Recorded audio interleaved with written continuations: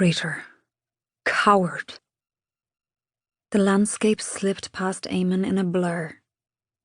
He didn't see the vast fields of Sola that stretched to the east. Wretched. Worthless. Eamon didn't notice the fountains of green that sprung from the soil in some of the fields, nor did he notice that many lay barren. The famed black earth of Sola, in those empty spaces, had turned chalky grey and spun up in funnels when the wind caught it. Doomed. His horse jogged along, at times turning its head to peek at its rider, who hadn't moved in the saddle all day. Had it not been for the other horses trotting before, alongside, and behind, Eamon's mount would have wandered into those fields to feast on tender early summer grasses. Eamon wasn't sure how he stayed upright in the saddle. He didn't feel like he was inside his body. He had no sense of time. He knew he sat astride a horse, and that he held the reins, but it seemed like he was somehow apart, watching himself travel north, surrounded by Vokkan soldiers. To passers-by, he probably looked like an important person, being escorted to 5 Rivers, but Eamon knew he was a prisoner. Even the worst episodes of illness Eamon experienced didn't compare to the physical and mental anguish he felt now. I had to do it, didn't I?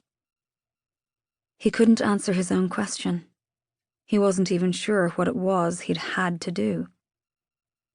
Did he mean he had to collaborate with Vokk's wizards? Or he had to leave the others? Doubts festered inside him, oozing like infected wounds that leaked their poison into his blood and made his stomach heave. When Eamon first agreed to Archwizard Senar's proposal, he'd never imagined it would end this way, with him scribbling a pathetic note to his twin, Nimhea, in the middle of the night, and creeping out of the camp like the craven he was.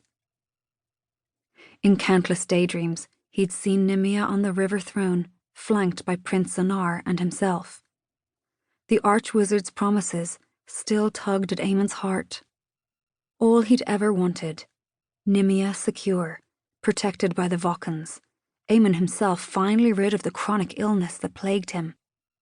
He'd made himself believe that if not for his secret alliance, Nimhea's attempt to regain the throne would be forever thwarted.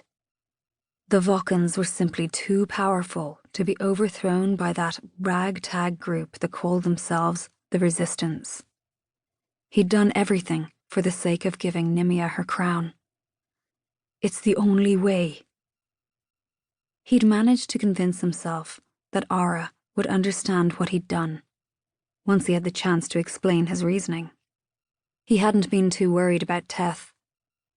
Eamon decided the thief would happily return to his life in the below. So long as the kingdom was thriving again, a rightful ruler restored to the throne, the Low Kings would be satisfied. Nimhea would have her throne. The Archwizard would gain the secrets of the Loresmith.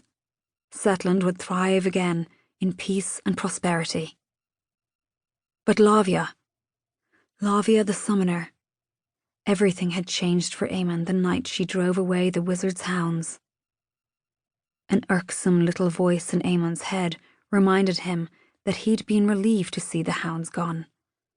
He'd been horrified when they appeared. It meant the Archwizard doubted him, or thought Eamon didn't have the strength and will to see his mission through. The sight of those menacing shadows twisted Eamon's gut so tightly he thought he would faint from the pain. It was too soon. Far too soon. Senar's impatience was foolish. Had the prince captured his quarry that night, everything would have fallen apart. Their prize, forever lost. Wicked. Whenever Eamon looked at his hands, he saw blood.